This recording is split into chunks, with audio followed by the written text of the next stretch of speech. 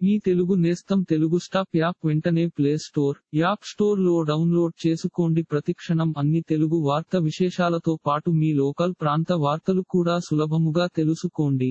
రాజన్న సిరిసిల్ల జిల్లా చందుర్తి మండలం కోతపేట గ్రామంలో జాప్యంతో వరి ధాన్యాన్ని కొనుగోలు చేయలేదు. ఇప్పటికైనా అధికారులు వరి ధాన్యాన్ని కొనుగోలు చేయాలని కొత్తపేట గ్రామ ప్రజలు కోరుతున్నారు.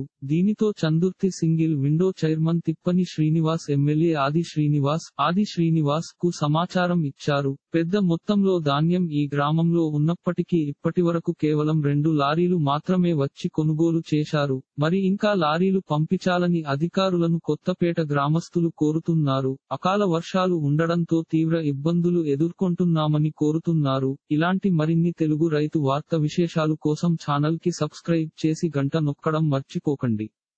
ఈ వీడియోని తోటి మిత్రులకి షేర్ చేయండి. మీ అభిప్రాయాన్ని కామెంట్ లో తెలపండి.